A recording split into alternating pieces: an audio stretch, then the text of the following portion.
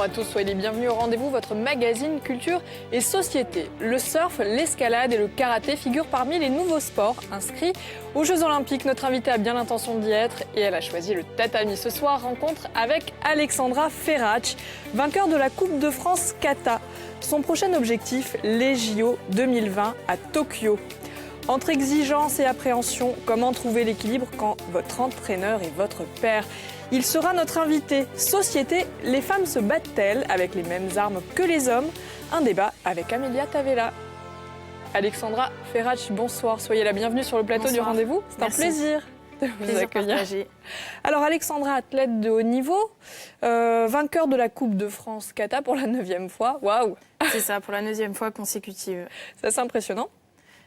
Vous êtes de retour, vous rentrez à peine de Dubaï, de l'Open de Dubaï. Comment ça s'est passé, la compétition là-bas ? Écoutez, je vais jusqu'en quart de finale, donc c'est vrai qu'un petit peu déçue de ne pas aller jusqu'en demi-finale parce que j'arrive 5e de ma poule et il aurait fallu que je sois 4e. Voilà, donc il y a beaucoup de japonaises et c'est vrai qu'avec ce nouveau système de jugement, c'est difficile de passer parce que les arbitres ne sont pas toujours impartials. C'est vrai, et puis des adversaires redoutables aussi. Oui, bien sûr, forcément le niveau est très élevé, donc voilà, il faut vraiment se faire une place dans cette catégorie. Alors on récapitule, première en lice, classée 5e au second tour, ça veut donc dire que la compétition s'arrête là, mais c'est pas forcément une défaite puisque l'important c'était de prendre des points pour 2020. Pour les Jeux Olympiques. C'est l'épopée sportive vraiment à laquelle vous espérez participer. Comment ça va se dérouler ? Ah oui, vraiment, c'est vraiment l'objectif. Là, ça va se dérouler que je vais enchaîner beaucoup de compétitions où là, il va falloir que j'accumule un maximum de points pour essayer de me qualifier par le ranking. Et si à l'issue de ça, ça passe pas par le ranking, j'aurai le TQO, tournoi qualificatif olympique, au mois de mai 2020. Donc on essaye d'accumuler des points ou une dernière chance. C'est ça, exactement. Pour participer, il y a la dimension sportive, mais il y a une autre dimension qui est très importante.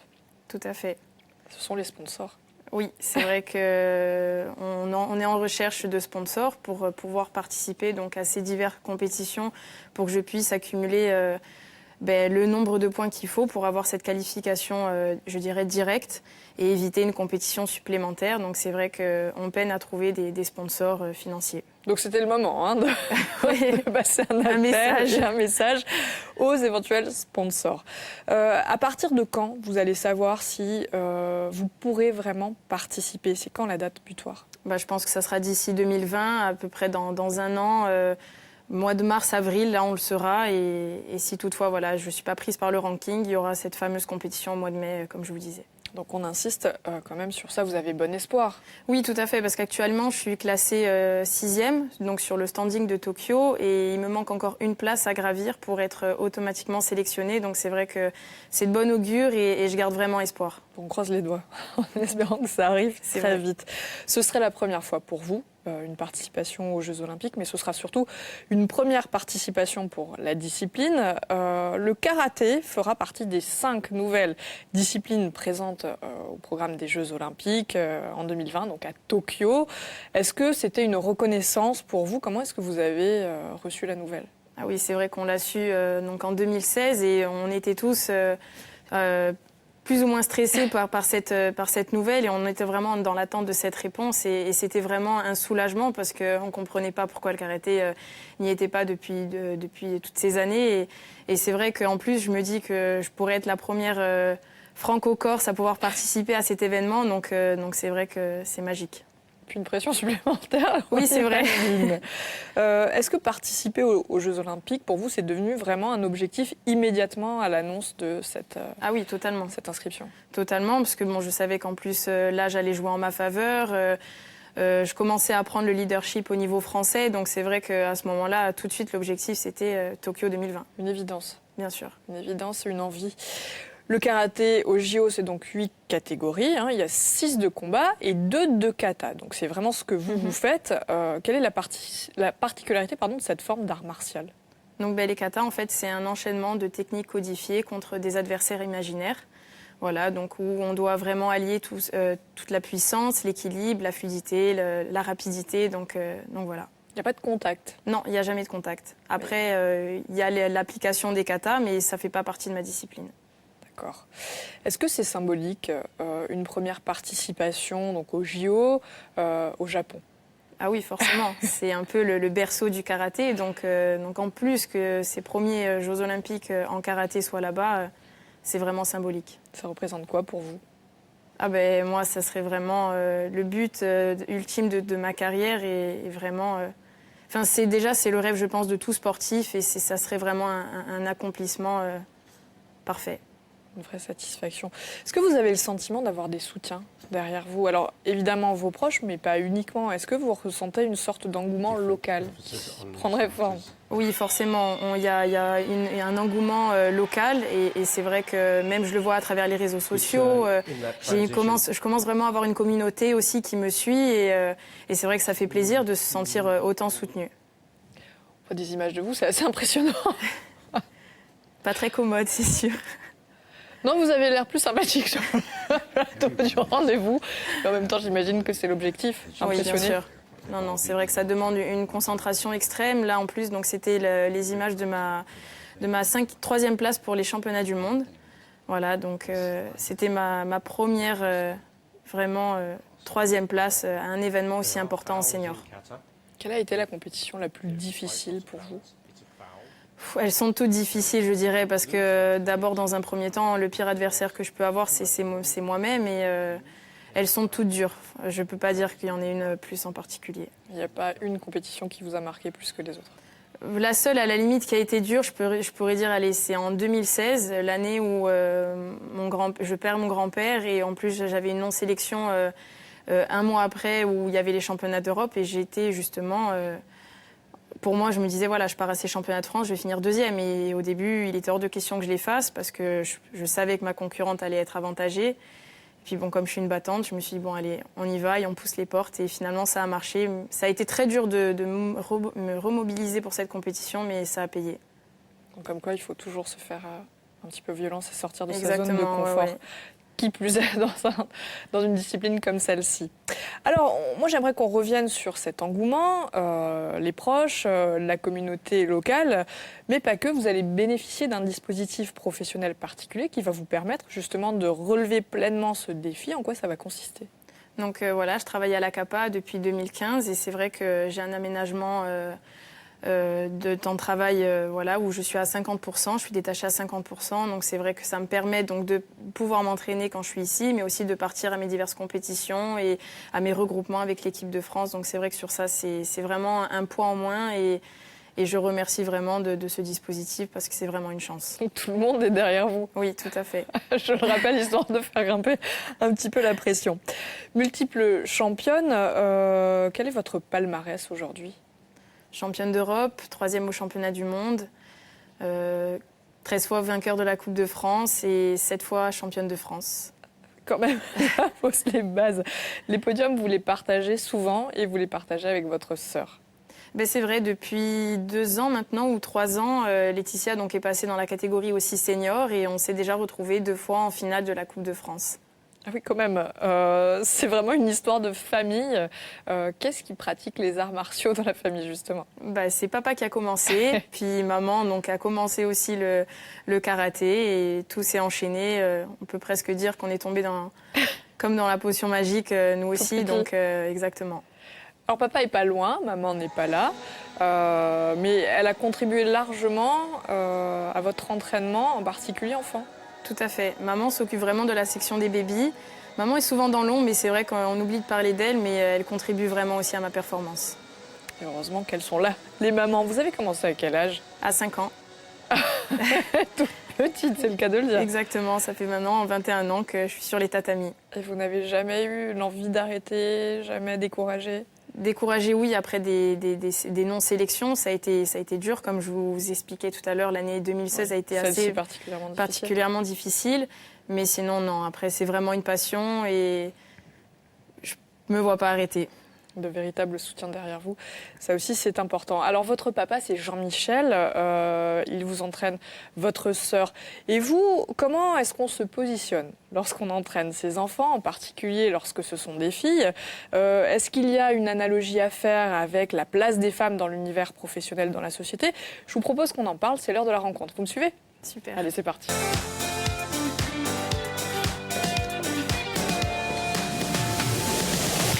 Bonsoir à tous, merci d'être au rendez-vous. Alors, on le disait, Jean-Michel Ferrache, vous êtes le papa d'Alexandra, également son entraîneur et président de la Ligue Corse de Karaté. Vous êtes en compagnie d'Amélia Tavella, bonsoir. Vous êtes architecte. Alors, il semblerait que l'architecture soit un sport de combat. Pourquoi ça ? Certains l'ont dit, effectivement. J'écoutais avec attention ce que disait Alexandra tout à l'heure. Vous parliez de puissance, d'équilibre, de fluidité. C'est des mots qui caractérisent complètement le combat dans lequel on est quand on fait le métier que je fais, justement. Tant vis-à-vis de la concurrence, surtout quand on est face à d'autres architectes dans le cadre de marchés publics, la démarche qu'on fait vis-à-vis de soi, tout ce travail de concentration permanent. J'ai souvent dit qu'on était des athlètes de haut niveau. Finalement, il y a une véritable analogie. Architecture ou les arts martiaux, alors plus largement la société. Est-ce que pour vous, mesdames, il semble que ce soit plus difficile de se faire une place et d'arriver au sommet parce que vous êtes des femmes ? Moi, particulièrement, je ne l'ai pas ressenti. Je ne l'ai jamais ressenti. Donc c'est vrai que je pense qu'une femme peut être tout aussi forte, que ce soit dans le sport ou autre, et a totalement les capacités pour égaler un homme, voire le dépasser. Dit-elle avec le sourire. Amélia, vous êtes d'accord ? Moi, je suis arrivée dans ma profession qui est particulièrement masculine, où il y a une sous-représentation des femmes. Alors, c'est absolument pas un problème de compétence, hein, bien sûr. C'est une histoire plutôt culturelle, je crois, où on demande à une femme de cumuler énormément de choses. Moi, je suis à la fois architecte et maman. Je ne suis pas une femme architecte, je suis une architecte tout court. Et j'ai reçu une éducation qui a fait qu'on m'a élevée complètement comme mes frères. Et je suis arrivée dans cet univers professionnel avec beaucoup de sincérité et beaucoup de projections très positives, ce qui m'a certainement permis d'avoir les armes pour ensuite vivre un certain nombre de désillusions, quand même, notamment vis-à-vis de mes confrères masculins. C'est pas forcément toujours évident, c'est un vrai combat. Mais qu'on doit tous mener. Et autant les hommes que les femmes, il y a une vraie... il y a quelque chose qui est en train de se passer, je trouve, dans la féminisation de plein de professions. Et c'est un rendez-vous qu'il ne faut vraiment pas louper. Et donc ça commence tout petit, et c'est aussi la responsabilité des parents. Alors Jean-Michel, est-ce que absolument. Justement, on a un papa sur le plateau, vous avez le sentiment d'avoir été plus exigeant avec Alexandra parce que c'était une fille et parce que c'était votre fille, ou à l'inverse, est-ce que vous avez été plus tolérant ? Écoutez, je pense qu'on est plus exigeant parce que c'est son enfant et on souhaite le meilleur vraiment pour son enfant.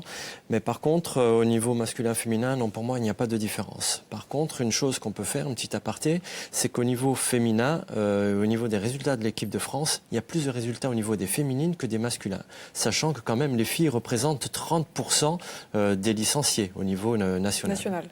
D'accord. Donc il y a une forme d'exigence, en tout cas de haut niveau chez les femmes. Alexandra, on a la réponse de papa, mais est-ce que vous avez le sentiment qu'il a été plus exigeant avec vous ou parfois peut-être plus tendre aussi parce que c'était votre papa avant d'être votre entraîneur ? Non, je confirme qu'il a été plus exigeant, effectivement. Aucune tolérance, aucune pitié. Jamais. Non, mais après, je pense que je ferai pareil avec mes enfants. Donc, on est toujours plus exigeant avec les siens. C'est vrai. Vous avez le sentiment que vous aussi, il y a une forme d'exigence dans votre éducation, une attente à égalité avec les garçons ? Absolument. Il n'y a absolument aucune différence dans la façon de nous élever. Et puis un modèle particulièrement fort par rapport à ma mère qui était un modèle féminin. Je crois que quand on est enfant, avant tout, nos parents sont nos modèles. Et j'ai une maman qui n'a jamais rien sacrifié de quoi que ce soit. Et ça a fait de 3 enfants très forts. Alors, est-ce que vous avez le sentiment d'avoir vous-même mis la barre très haut ? Ou est-ce que c'est vraiment ce qu'on attendait de vous ? Je crois que c'est un mélange de plusieurs choses. C'est vraiment... il y a quelque chose de l'ordre de l'inné. Moi, j'ai 2 petites filles, donc je m'en rends compte au quotidien. Ouais. Et puis, il y a la confiance qui est, à mon avis, prépondérante que nous donnent nos parents. Est-ce que vous aviez conscience de cette exigence, de cette attente de votre père? Oui, je m'en rendais compte forcément. Je me rendais compte à l'entraînement où dès que je faisais une bêtise étant jeune, forcément, ça criait un peu plus fort quand c'était la fille. Et est-ce que vous, Jean-Michel, vous essayez de retenir justement cette exigence, de ne pas le montrer, ou à l'inverse, vous affichez clairement vos attentes? Oh, je pense que par rapport à mon caractère, ça sort de suite, donc il n'y a pas de souci sur ce point. Donc j'exprime de suite mes sentiments. Mais d'un autre côté, après, Alexandra, c'est aussi quelqu'un qui demande, qui est vraiment demandeur d'exercice, qu'on soit derrière elle pour la faire aussi travailler. Donc c'est vrai qu'après, c'est une alchimie. Finalement, je pense que mon comportement, ma façon de réagir lui convient, et elle est demandeur aussi. D'accord. Alors, vous parliez du nombre de licenciés à l'échelle nationale, mais aujourd'hui, combien la Ligue de karaté en Corse compte-t-elle de licenciés? Et du coup, est-ce que la parité est respectée? La parité est respectée parce que ça représente toujours 30% de féminines au niveau de la pratique. Et au niveau de la Ligue Corse, on représente à peu près dans les 1200-1300 licenciés. Donc ça fait partie, on fait partie vraiment du top 5 des plus grosses ligues au niveau régional.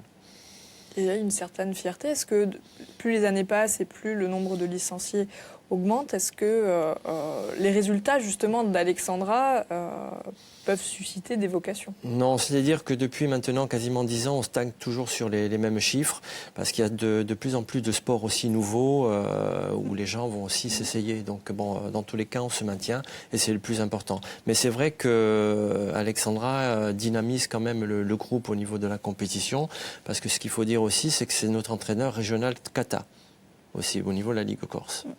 Décidément, c'est véritablement une histoire de famille. Oui. Comment est-ce qu'on appréhende en tant que parent quand on voit que les filles vont choisir des sports de combat? Alors écoutez, au départ, Alexandra faisait les 2 compétitions, kata et combat, et elle était aussi bien classée dans l'un que dans l'autre. Et franchement, au niveau du combat, je souffrais, parce que sur sa dernière compétition, je lui ai redressé le nez avec 2 doigts. C'est vrai que c'est une souffrance. C'est violent. Oui, c'était très violent avec... Normalement, non, mais... C'est censé être contrôlé. Oui, c'est censé être contrôlé, mais elle était surclassée dans une catégorie de poids, voilà. Donc, et finalement, quand ce sont les recruteurs de l'équipe de France qui ont fait le choix pour elle, dire laisse-moi la petite Corse, j'ai de gros espoirs envers elle pour le kata. Et c'est vrai que 6 mois après, elle était championne d'Europe. Donc c'est vrai que là, ça a été aussi un soulagement, un double soulagement, parce que elle quittait les combats par rapport aussi à cette souffrance physique qu'elle pouvait avoir, mais aussi par rapport au choix. Je ne voulais pas que ce soit papa ou maman qui fasse le choix aussi pour elle, pour pas qu'un jour on nous le reproche. Voilà. Donc ça a été parfait. Et puis il n'y en a pas qu'une, mais il y en a 2 oui. dans la famille. Oui. Les 2 filles qui s'engagent aussi dans les arts martiaux. J'imagine que c'est la même chose pour la petite sœur, cette appréhension. Non, ça a été tout à fait différent pour Laetitia. Ah, vous avez essuyé les plâtres. Non, c'était tout à fait différent parce que Laetitia, déjà, a un autre caractère au niveau d'Alexandra, mais Laetitia a eu à un certain moment un arrêt sur la compétition sportive et du jour au lendemain, par l'effet peut-être aussi d'Alexandra, s'est remise et elle a explosé complètement et de suite, c'est vrai qu'Alexandra a ouvert les portes. Elle a de suite été championne de France. Elle a aussi accumulé 5 titres de championne de France, de vainqueur de Coupe de France. Voilà, mais Alexandra a vraiment ouvert la porte. Est-ce que vous l'avez ressenti, cette peur de vos parents, de votre papa en particulier? Non, je reconnais que pour ça, ils masquent très bien les choses, en tout cas du haut des gradins, et même aujourd'hui encore, ils ont quand même une appréhension en compétition. Alors certes, elle est différente, mais en tout cas, ils le cachent bien. Et bon, après, voilà, moi je suis concentrée aussi dans ma compétition, donc je le ressens pas. Vous le ressentez pas. Alors, dans un univers essentiellement masculin, avec quelles armes les femmes peuvent-elles se battre? Est-ce qu'on se bat à armes égales ou est-ce que c'est jamais frontal finalement, aussi bien dans l'architecture que dans les arts martiaux?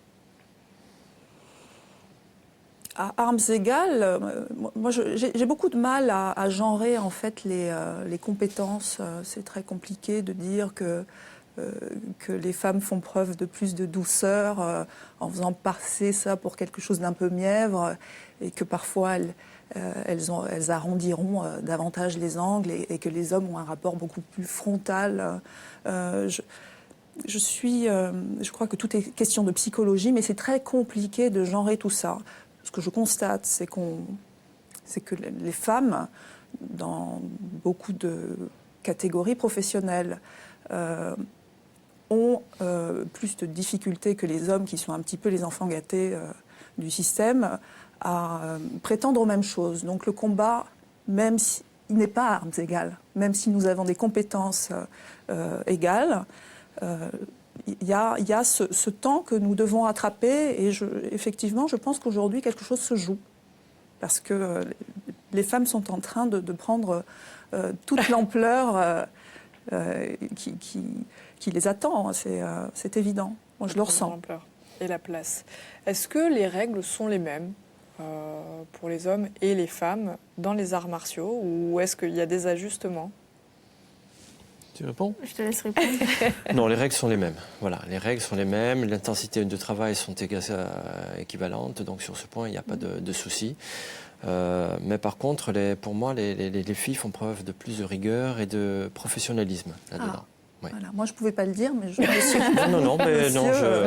l'affirme. Je le reconnais et il n'y a pas de souci. C'est vrai, c'est plus facile de travailler avec les filles alors finalement ? Oui, et je préfère, franchement. Et pas uniquement les vôtres. Non, pas du tout. Non, parce que bon, ça fait. Pas le choix de dire. Non, c'est vrai que depuis des années. Il est en minorité. Oui. C'est pour ça que j'ai pris un chien aussi à la maison. Donc, c'est pour ça. Non, mais c'est vrai que depuis toutes ces années, chaque année, on a toujours des résultats nationaux. C'est vrai que les filles sont quand même montées beaucoup plus haut, mais au niveau vraiment de la volonté, c'est vrai que les féminines, sont beaucoup plus présentes. Là, on a des petites jeunes aussi qui sont en train de pousser. Et il y a vraiment une différence entre les garçons et les filles. Donc, non, mais tu peux même en parler par rapport à celle que tu entraînes. Ah oui, totalement. C'est vrai que là, au niveau des résultats, en Corse, il y a vraiment des petites pépites. Et particulièrement, voilà, vraiment, pour le moment, il y a plus de filles qui arrivent à percer sur le plan national ou international pour certaines. Alors finalement, est-ce que c'est pas un combat de l'esprit ? Est-ce que c'est pas dans la tête et dans les mentalités que tout se joue ? C'est un combat de l'esprit, évidemment, autant dans votre discipline que dans la mienne. C'est très étonnant de pouvoir comparer un sport à une profession comme l'architecture, mais il y a tant de similitudes entre le karaté et l'architecture. D'abord pour soi, un travail de son propre esprit, et ensuite de ce qu'on va... dans le contact qu'on va avoir avec l'autre, effectivement. Moi, que ce soit le maître d'ouvrage, des personnes sur le chantier, enfin, on a tellement d'interlocuteurs. Vous, dans cette dimension-là, c'est un tout petit peu différent. C'est vrai qu'il y a cette notion de corps et d'esprit qui est importante, oui, mais après, il y a quand même aussi cette touche de talent. Voilà, donc et ceux qui ont vraiment cette petite étincelle supplémentaire, c'est là où on crée une différence. Et ce que je trouve extrêmement intéressant avec vos deux filles, et ce parcours exemplaire, c'est ce qu'elles en feront ensuite, ce qu'elles en font déjà. Et ensuite, pour moi, c'est une discipline de vie, c'est-à-dire qu'on réussit tout comme ça. J'ai été beaucoup en compétition plus jeune. Je faisais beaucoup d'équitation, du saut d'obstacle. Ma mère tremblait comme vous tremblez aujourd'hui. Donc après, j'ai fait plutôt du dressage pour calmer un petit peu les choses après quelques chutes. Mais j'ai beaucoup utilisé cette concentration, cette puissance et cette mise en concurrence qu'on nous demande en permanence, ensuite dans le cadre de ma profession. Mais c'est vrai que le sport est quand même une école de la vie. Ah, c'est extraordinaire. Cette école de la vie permet un petit peu de se construire pour le reste finalement de notre existence, que ce soit au niveau scolaire, au niveau professionnel et le reste. Absolument. Jean-Michel, est-ce que vous avez bon espoir qu'Alexandra participe au JO en 2020 ? Écoutez, très bon espoir. Oui. On a confiance, vraiment, on est derrière elle. Bon, ça ne sera pas aussi facile qu'on le pense, mais au contraire. Mais on a déjà presque un pied dedans et on va essayer de mettre le deuxième. C'est le papa ou l'entraîneur qui parle ? Oh, c'est les deux. Et le fan aussi. Il faut dire aussi le fan. Il y a cette dimension-là. Bien évidemment. Alors, les prochaines compétitions vont arriver. Quel est le programme ? Là, dans la semaine prochaine, une compétition pareille à l'étranger, donc en Autriche, mais la plus importante là, arrive fin mars, les championnats d'Europe. Aucun répit donc. Ah non, là, c'est vrai que c'est pas le moment. L'exigence, là, vous allez mettre la barre encore plus haut? Ah, écoutez, on va essayer, hein, Il y a parce pas que le choix. on n'a pas le choix. Et d'un autre côté, voilà, c'est une machine, franchement, c'est extraordinaire. C'est vous la machine, bah, Ah, c'est un ouais. joli compliment. Ouais. Merci à tous d'être venus au rendez-vous pour parler Merci. évidemment des JO, de votre prochain challenge et puis de ce combat au quotidien des femmes. Merci à tous de nous avoir suivis en direct ou en replay. Vous le savez, le rendez-vous c'est où vous voulez et quand vous voulez. Excellente soirée à tous. Ciao.